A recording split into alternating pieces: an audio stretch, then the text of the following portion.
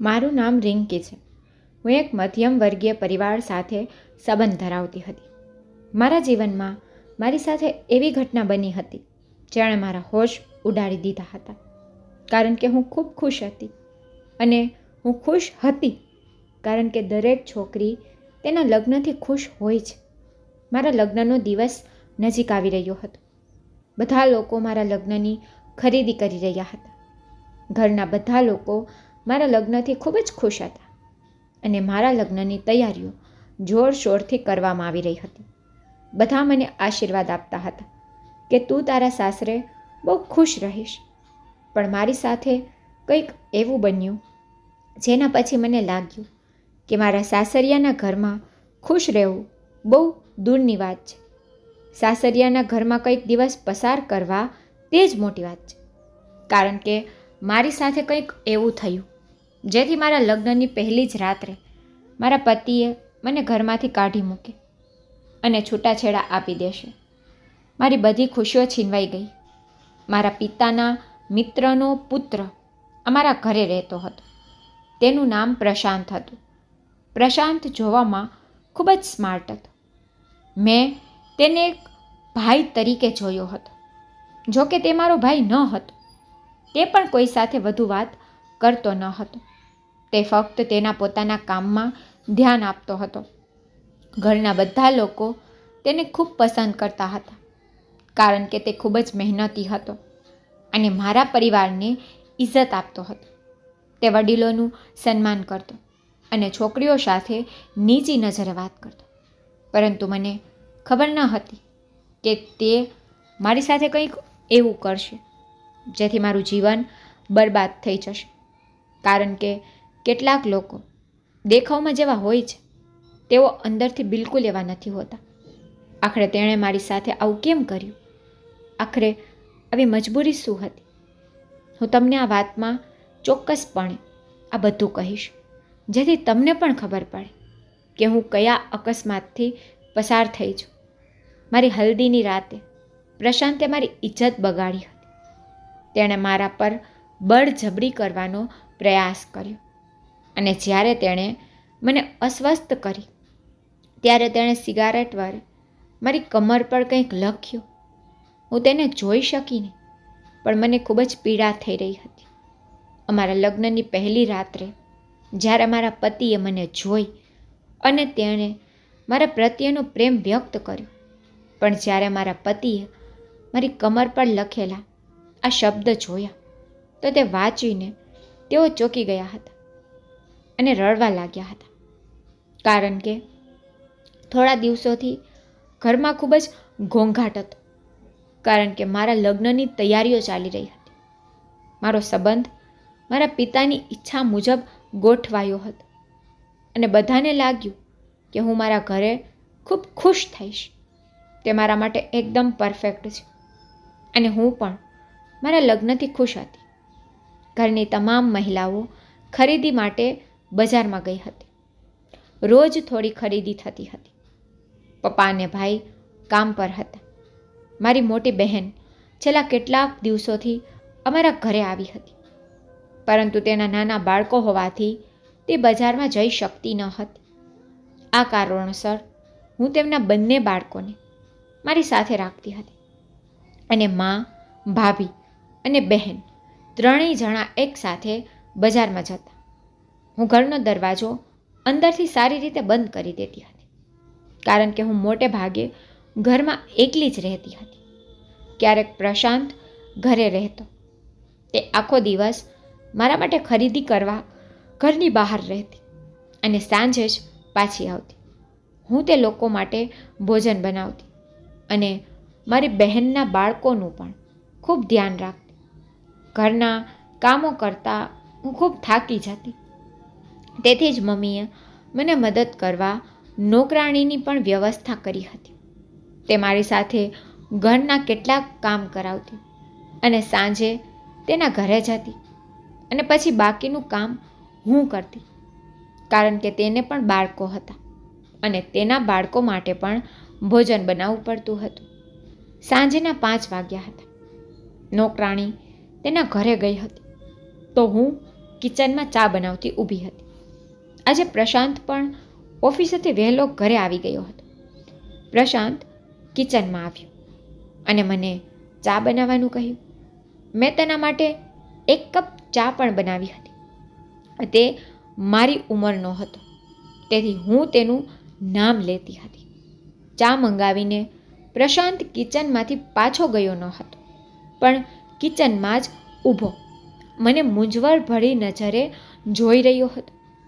જ્યારે મેં તેના ચહેરા તરફ જોયું તો તેની આંખોમાં એક વિચિત્ર અડચણ લાગી હતી, જે મને સમજાયું નહીં. મને ખબર ન હતી કે આજે તે મારી સામે કેટલી ધ્યાનથી જોઈ રહ્યો છે, પણ આજે તે મને માથાથી પગ સુધી જોઈ રહ્યો હતો.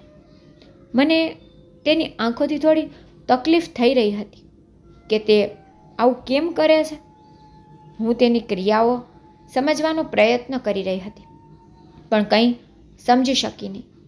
એક ક્ષણ માટે મને તેની આંખોમાં ડર લાગ્યો. મેં ઝડપથી મારો દુપટ્ટો ઠીક કર્યો. ખબર નહીં કેમ આજે તેની આંખોમાં કંઈક અજીબ હતું. પહેલાં તેણે ક્યારેય મારી તરફ જોયું પણ ન હતું. તેણે મારી સાથે વાત પણ કરી ન હતી. અમે એક જ ઘરમાં રહેતા હતા અને તે પણ અમારા ઘરમાં વર્ષોથી રહેતો હતો. તે મને માથાથી પગ સુધી ખૂબ જ ઊંડી અને ખરાબ આંખોથી જોઈ રહ્યો હતો. મેં તેને ત્યાંથી દૂર કરવા તેના રૂમમાં જવાનું કહ્યું. મેં કહ્યું, હું તમારી ચા ત્યાં જ બેડરૂમમાં લઈ આવીશ. તે તેના રૂમમાં ગયો હતો, પણ હું એ વિચારવા મજબૂર હતી કે કોણ જાણે આજે પ્રશાંતને શું થયું છે. ચા બનાવ્યા પછી હું ચા લઈને પ્રશાંતના રૂમમાં ગઈ, ત્યારે તે મારી સામે પલંગ પર સૂતો હતો અને તે સમયે તેણે ખાલી જીન્સ પહેર્યું હતું અને તેના ઉપર તેણે શર્ટ પણ પહેર્યો ન હતો. તેને એ હાલતમાં જોઈને મેં આંખો નીચી કરી અને થોડી શરમ અનુભવી. હું ચા આપીને પાછી જવા માંગતી હતી, પણ અચાનક પ્રશાંતે મારો હાથ પકડીને મને તેની પાસે બેસાડી. હું સમજી શકી નહીં. આજે તેણે જે કર્યું તે બધું મને વિચિત્ર લાગ્યું. ઉપરથી તે જે રીતે મને જોઈ રહ્યો હતો તે મને ડરમાં ફેરવી રહ્યો હતો. છેલ્લા ઘણા દિવસોથી હું જોતી હતી કે પ્રશાંતની હાલત ખૂબ જ વિચિત્ર બની ગઈ હતી. તે બધા સમયે મૌન રહેતો. ઘરે તે ક્યારેક પિતા સાથે વાત પણ કરતો, પણ હવે તેની સાથે પણ કોઈ વાત કરતો ન હતો. ઓફિસેથી આવતાની સાથે જ તે પોતાના રૂમમાં બંધ થઈ જતો અને જ્યારે જમવાનો સમય થતો ત્યારે તે જમવા નીચે આવતો અથવા અમારે તેને બોલાવવો પડતો. ખબર નહીં કે તેની આવી સ્થિતિ શા માટે થઈ ગઈ હતી. મમ્મી પણ તેને લાંબા સમયથી નોટિસ કરતી હતી અને હવે તે પપ્પાને આ વિશે કહેતી કે પ્રશાંતને કોણ જાણે શું થયું છે. તે તો સાવ બદલાઈ ગયો છે. આપણે ઘરે હોઈએ ત્યારે પણ તેને આપણી હાજરીનો અહેસાસ થતો નથી અને તે આપણી સાથે બેસીને વાતો કરતો નથી. મમ્મી પપ્પાને આ રીતે પરેશાન જોઈને હું તેમને સમજાવતી કે તે હંમેશાથી આવો જ છે. પ્રશાંત મને કંઈ બોલે તે પહેલાં જ દરવાજો ખખડવાનો અવાજ સાંભળીને હું તેના રૂમમાંથી બહાર આવી ગઈ. આજે મા, ભાભી અને મારી બહેન ત્રણેય સમય પહેલાં બજારમાંથી આવી ગયા. તે કહેવા લાગી કે આજે તારા સાસરિયાઓને અમારા ઘરે આવવાનું છે, એટલા માટે અમે વહેલા ઘરે આવી ગયા. તે લોકો સાથે બેસીને થોડો સમય લગ્નની વાતો કરી. હું મારા રૂમમાં આવી અને પછી હું સતત પ્રશાંતના વર્તન વિશે વિચારતી રહી. તેની ક્રિયાઓ મારા મગજમાં વારંવાર ફરી રહી હતી, પણ હું કંઈ સમજી શકતી ન હતી. મારી મૂંઝવણ વધી રહી હતી અને હવે મારા લગ્નનો દિવસ પણ નજીક આવી રહ્યો હતો. મારા લગ્નને માંડ 1 મહિનો બાકી હતો. મારા માટે 1 મહિનો ધીમે ધીમે પસાર થઈ ગયો અને આખરે મારી હલ્દીનો દિવસ પણ આવી ગયો. આ દિવસે હું મારા રૂમમાં તૈયાર થઈ રહી હતી. આજનો દિવસ અને આવનારા તમામ દિવસો મારા માટે ખૂબ જ ખાસ હતા. મારા આવવાવાળા દિવસો વિશે વિચારીને હું આનંદ અનુભવી રહી હતી. હું લગ્ન માટે ખૂબ જ ઉત્સાહિત હતી. મારા માતા પિતાના ઘરે વિતાવેલો સમય અને હું મારા ઘરને ખૂબ જ યાદ કરવાની હતી. હવે હું મારી જ મૂંઝવણમાં ફરતી હતી અને સાથે સાથે હું એ પણ વિચારતી હતી કે મારા સાસરે ગયા પછી મારા સાસરિયાઓ મારી સાથે કેવું વર્તન કરશે. કારણ કે લગ્ન પહેલાં બધા સારા જ હોય છે અને લગ્ન પછી જ ખ્યાલ આવે છે કે કોણ કેવું છે. મારા ભાવિ પતિ ખબર નહીં તે મારી સાથે કેવું વર્તન કરશે. ત્યારે મારી માતાએ કહ્યું કે તેઓ થોડા સમય પછી હલ્દીની વિધિ કરવા આવવાના છે. અમારે તૈયાર થઈને હોલમાં જવાનું હતું, કારણ કે હોલમાં હલ્દી ફંક્શન રાખેલું હતું. હું અને મારા ભાવિ પતિ બંને હલ્દી લગાવવાના હતા. મને આજે સવારથી તાવ હતો અને શિયાળો હોવાથી મારી તબિયત સારી ન હતી અને મારા હાથ વધારે પાણીમાં હોવાને કારણે મને ઠંડી લાગતી હતી. તેથી જ મને તાવ આવ્યો હતો. દરેક જણ ખૂબ ખુશ હતા અને અમે બધા એકસાથે ઘણા ફોટા ક્લિક કર્યા હતા. મારા ભાવિ પતિનું નામ અનુરાગ હતું. અનુરાગ ખૂબ જ સુંદર અને ભણેલો છોકરો હતો. અનુરાગ મને જોઈને ખૂબ જ ખુશ થતો. હું પણ તેની સામે જોઈને શરમ અનુભવતી હતી, કારણ કે હું તેની સાથે આંખનો સંપર્ક કરી શકતી ન હતી. પણ અચાનક મારા માથામાં સખ્ત દુખાવો થવા લાગ્યો. મારી તબિયત સારી ન હતી. અત્યારે બધા મહેમાનો હોલમાં હાજર હતા. જ્યારે માએ મારી તબિયત વિશે પૂછ્યું ત્યારે મને ખૂબ જ તાવ હતો અને માએ મને પ્રશાંત સાથે કારમાં ઘરે મોકલી દીધી, કારણ કે હોલમાં મને આરામ મળતો ન હતો. માએ પ્રશાંતને કહ્યું કે રિંકીને છોડીને પાછો આવ. પ્રશાંત મને કારમાં લઈ ગયો અને મને ઘરે મૂકવા આવ્યો. હું જોઈ શકતી હતી કે તેની નજર વારંવાર મારા પર હતી. થોડો સમય વીતી ગયો અને અમે ઘરે આવ્યા, પણ મારી સાથે પ્રશાંત અંદર આવી ગયો હતો. મેં વિચાર્યું કે કદાચ તેનો કેટલોક સામાન અંદર રહી ગયો હશે, પણ તેને ઘરમાં પ્રવેશતા જ દરવાજો બંધ કરી દીધો હતો. હું કંઈ સમજી શકી નહીં. હું સીધી મારા રૂમમાં ગઈ, કારણ કે મને સખ્ત માથાનો દુખાવો થતો હતો અને તાવ પણ હતો. મેં દવા પણ લીધી હતી. હું અને પ્રશાંત ઘરમાં એકલા જ હતા. ઘરમાં અમારા બે સિવાય કોઈ હાજર ન હતું. દવા લીધા પછી મેં મારા કપડાં બદલ્યા. થોડા સમય પછી અચાનક મને રૂમમાં કોઈનો અવાજ આવ્યો. મેં દરવાજા તરફ જોયું તો પ્રશાંત ત્યાં જ ઊભો હતો, પરંતુ આજે તે પ્રશાંત ન હતો જેને હું જાણતી હતી. તેની આંખોમાં જુનૂન હતું. હું તેને કંઈ કહું તે પહેલાં અચાનક તેણે દોડીને મને પકડી લીધી અને પછી મને પલંગ પર ધકેલી દીધી. હું તેને વારંવાર કહેતી હતી કે તું શું કરે છે, મને છોડ, હું તારી મમ્મી પપ્પાને ફરિયાદ કરીશ. પરંતુ એવું લાગતું હતું કે મેં જે કહ્યું તેનાથી તેને કોઈ ફરક પડતો નથી. જાણે મારો અવાજ તેના કાને પહોંચતો નથી. હું પોતાને મુક્ત કરવાનો સખ્ત પ્રયાસ કરી રહી હતી, પરંતુ હું સમજી શકતી ન હતી કે શું થઈ રહ્યું છે. મારી બૂમો પાડવાનો અને ચીસો પાડવાનો કોઈ ફાયદો ન હતો, કારણ કે આ ઘરમાં અમારા બે સિવાય કોઈ ન હતું જે મને મદદ કરી શકે. હું કાંઈ કરી શકી નહીં. હું ખરાબ રીતે રડી રહી હતી.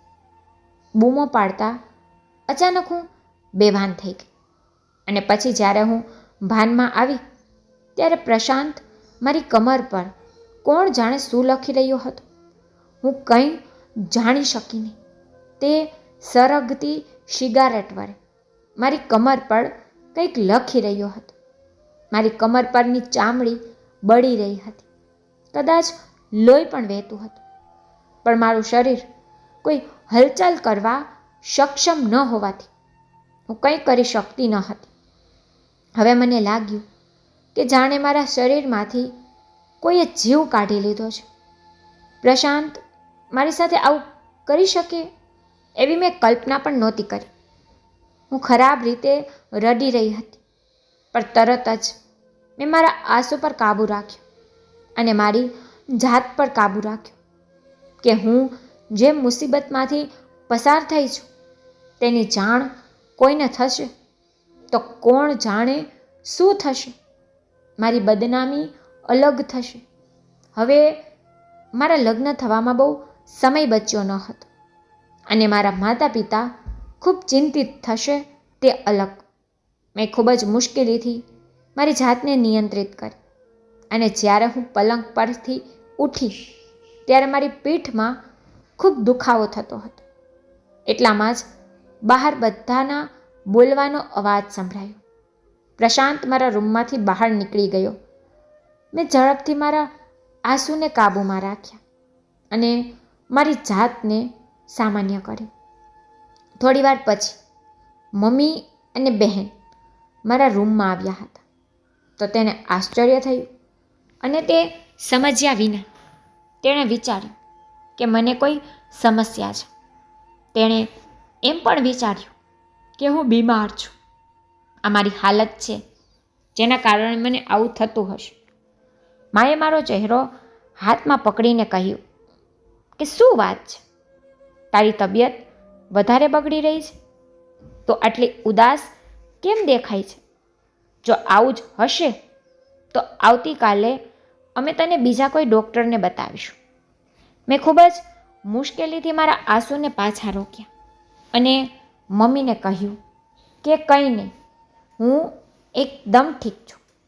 મેં દવા લીધી છે અને મારી તબિયત સારી છે. બસ તમને એવું જ લાગે છે. પછી મમ્મીએ મને ગળે લગાડીને કહેવા લાગી, જો તું આવનારા સમય વિશે ચિંતિત હો તો ચિંતા કરીશ નહીં. દરેક છોકરીના જીવનમાં આ સમય ચોક્કસપણે આવે છે. ચિંતા કરીશ નહીં, બધું બરાબર થશે. તારા મન પર કોઈ પણ પ્રકારનો તણાવ ન રાખ. તેને મને બીજા ઘણા આશ્વાસન પણ આપ્યા, પણ મારું મન બીજે ક્યાંક હતું. મારા લગ્ન વિશે હું જેટલી ઉત્સાહિત હતી, મારી બધી ખુશીઓ અને ઉત્તેજના સંપૂર્ણપણે ગાયબ થઈ ગઈ હતી. હું મારા મનમાં મારી માતાને કહેવા લાગી, મમ્મી, તને ખબર નથી કે મારા દિલમાં શું ચાલી રહ્યું છે. મારું જીવન એક મોટી મુશ્કેલીનો શિકાર બની ગયું છે.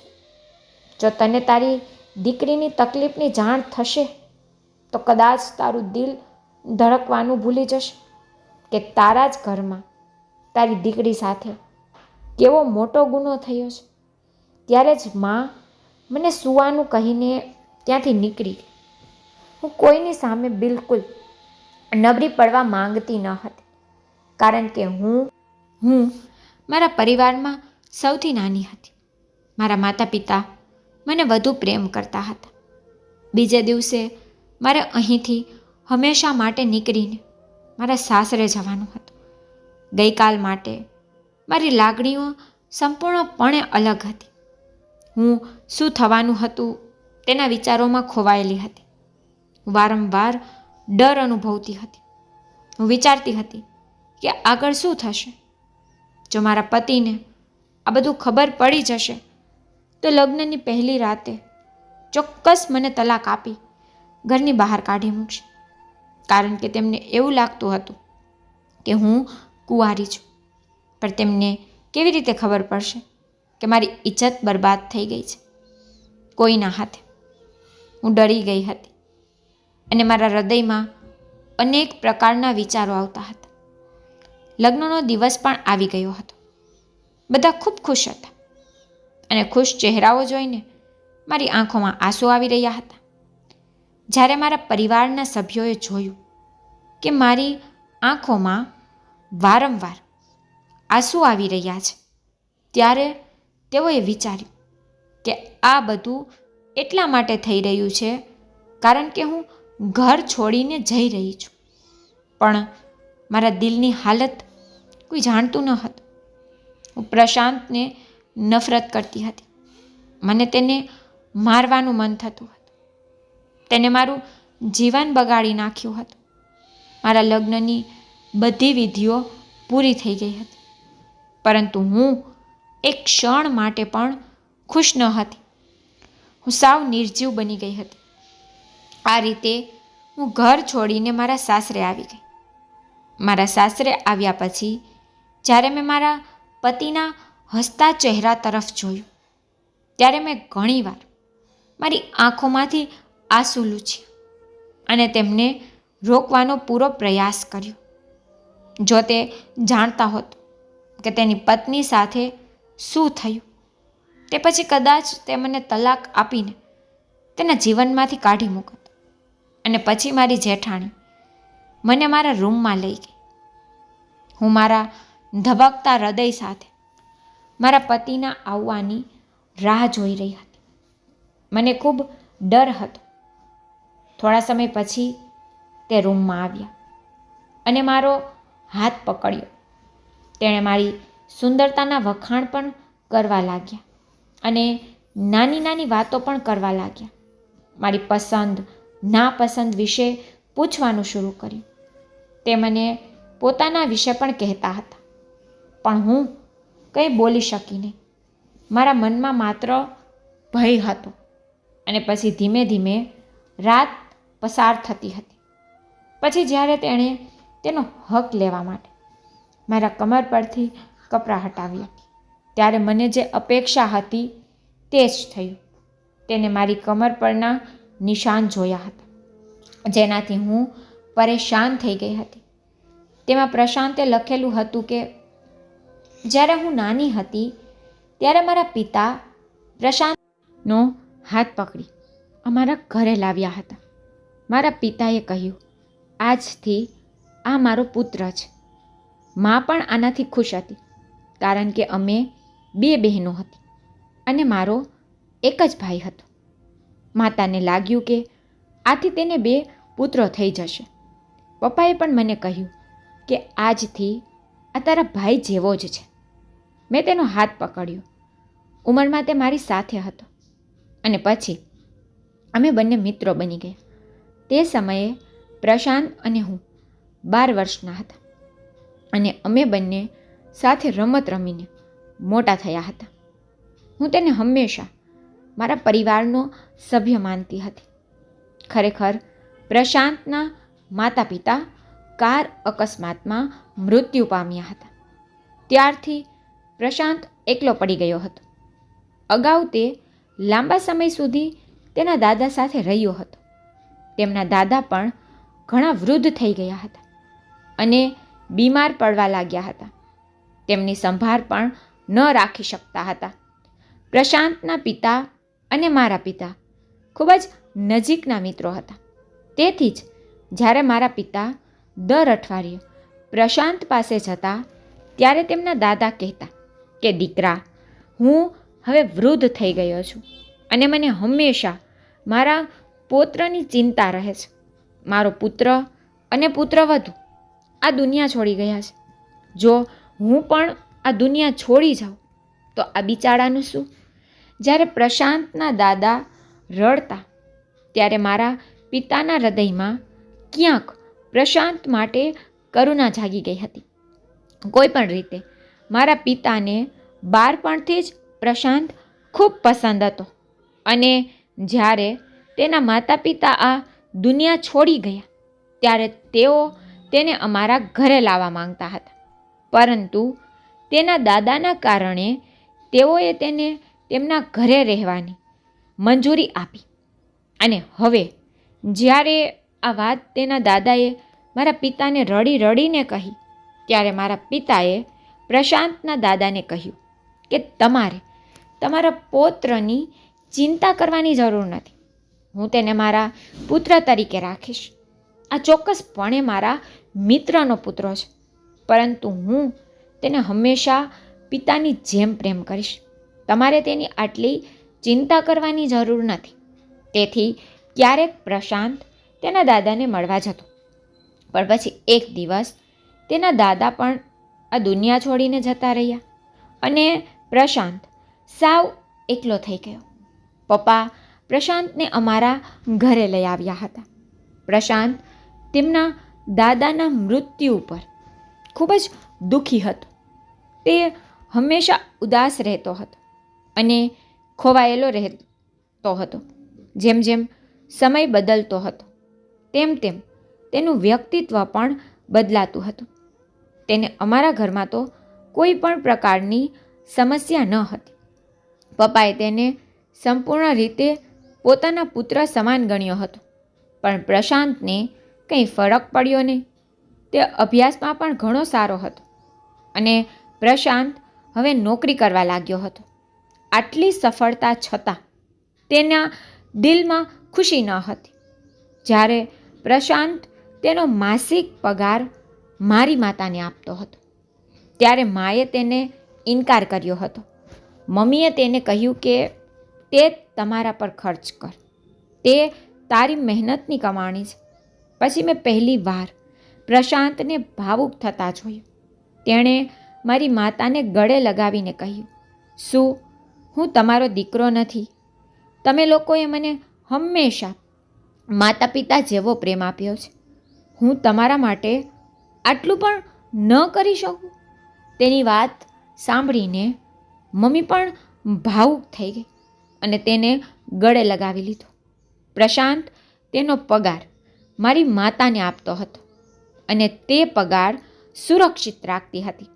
મારી માતા તે પૈસા પ્રશાંતના લગ્ન માટે સુરક્ષિત રાખતી હતી. તેણીએ કહ્યું કે તે આ પૈસાથી તેના લગ્ન કરશે. આમ તો અમારી પાસે ભગવાને આપેલું બધું જ હતું, પરંતુ જીવન અને મૃત્યુનો ભરોસો નથી. જો અમે નહીં હોય તો તેની સંભાળ કોણ રાખશે?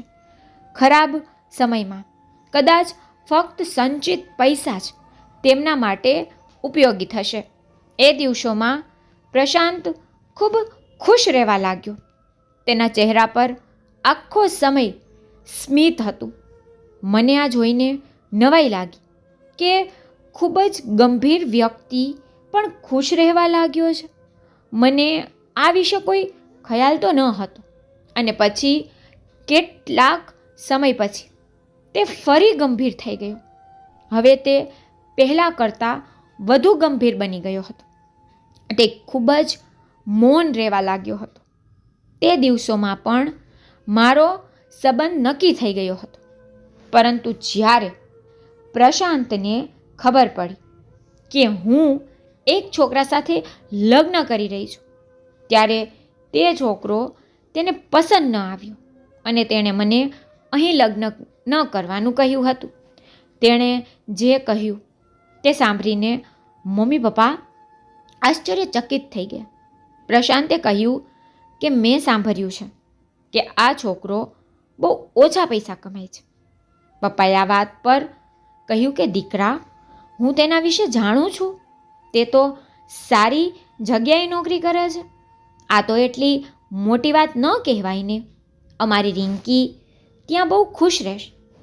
જ્યારે મેં મારા ભાવિ પતિનો ફોટો જોયો ત્યારે મને પણ તે ખૂબ ગમ્યા હતા, પણ ખબર નહીં કેમ પ્રશાંત કંઈ દુઃખી હતો. જ્યાં પણ મમ્મી પપ્પાએ અનુરાગ વિશે પૂછપરછ કરી હતી ત્યાં દરેક જગ્યાએથી સાંભળ્યું કે છોકરો ખૂબ સારો છે અને મમ્મી પપ્પાએ બેદરકાર રહેવું જોઈએ. તેને લાગ્યું કે પ્રશાંતને કોઈ ભૂલ થઈ હશે. તે દિવસ પછી પ્રશાંતે આ સંબંધ વિશે બિલકુલ સલાહ આપી ન હતી.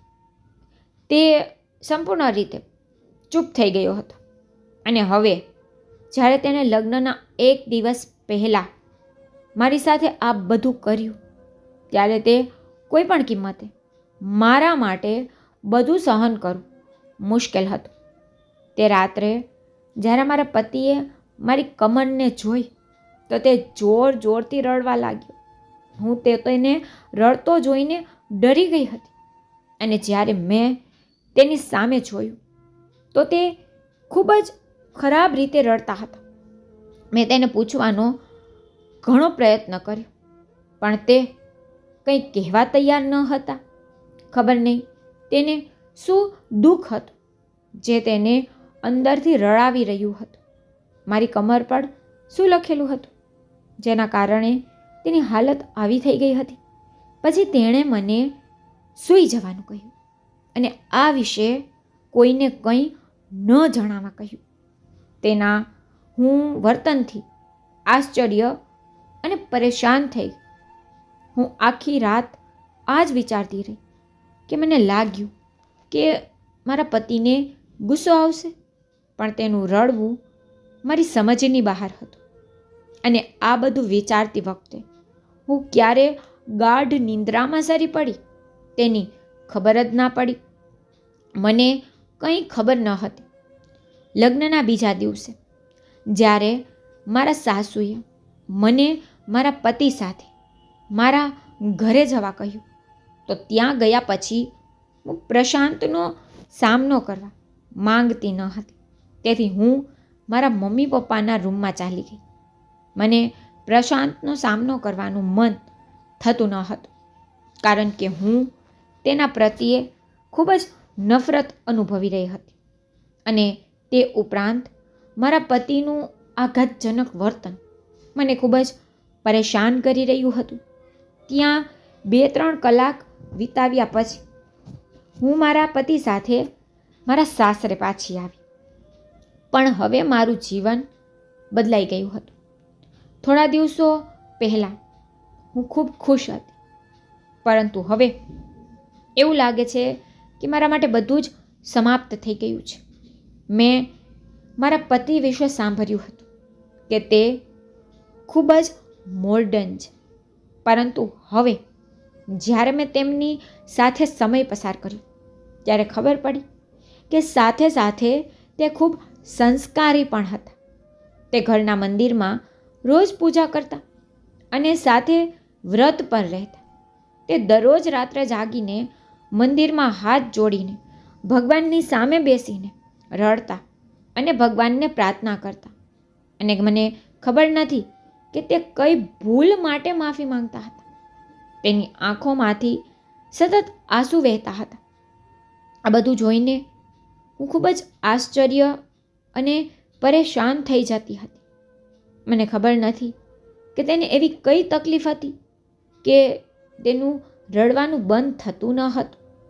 જ્યારે પણ તે મારી તરફ જોતા ત્યારે તે મારા વાળને પ્રેમથી અડતા, કારણ કે તેની આંખોમાં મારા માટે એટલો આદર હતો કે તેને જોઈ હું આંખો નીચે કરી લેતી અને વિચારવાનું શરૂ કરતી કે જો તેને સત્ય ખબર પડશે તો તે મારી સાથે શું કરશે.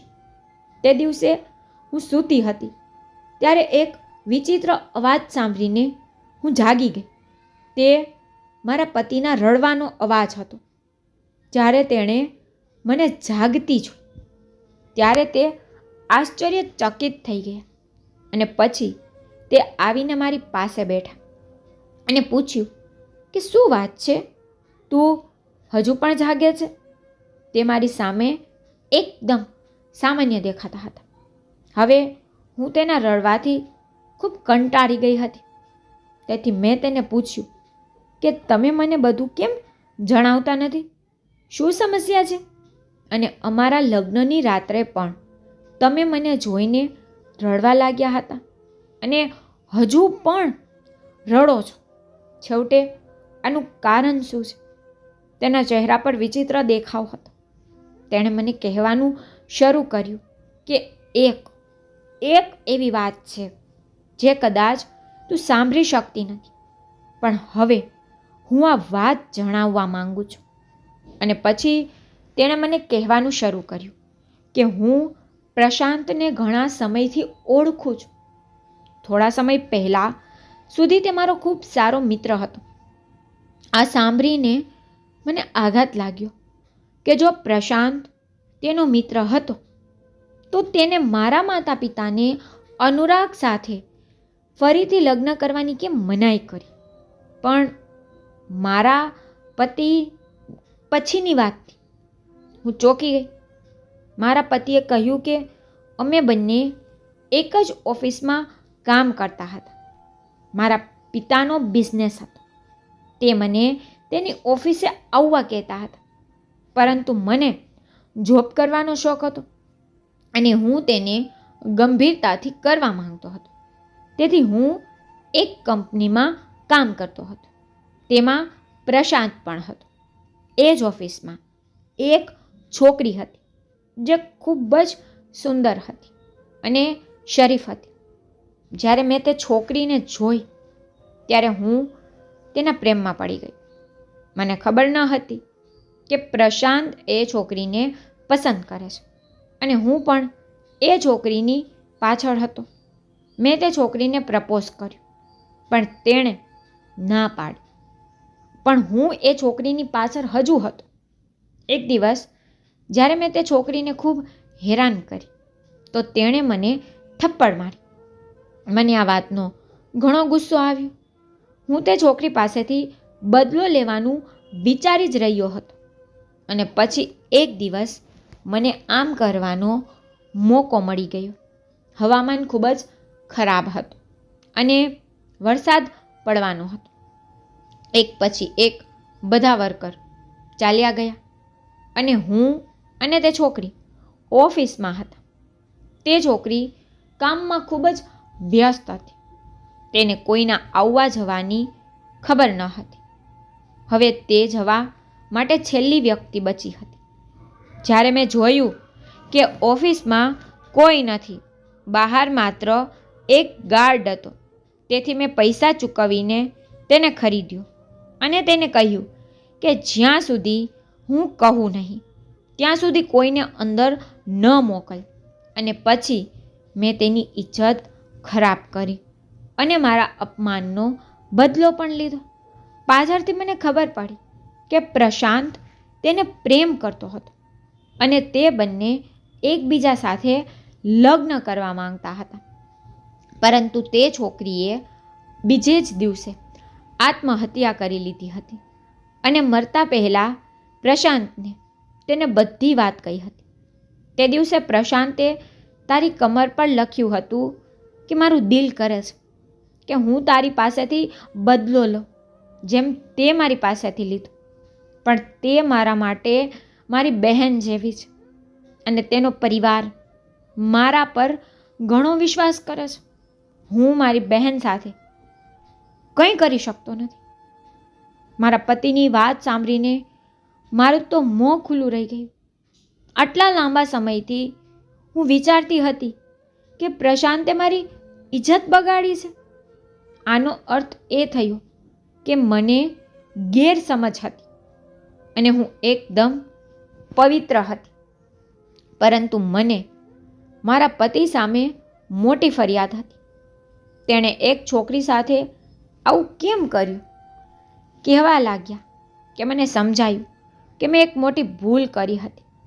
મારા માટે આ એવો અફસોસ છે જે આખી જિંદગી મારી સાથે રહેશે અને મને મારી એ ભૂલ માટે ખૂબ જ શરમ આવે છે.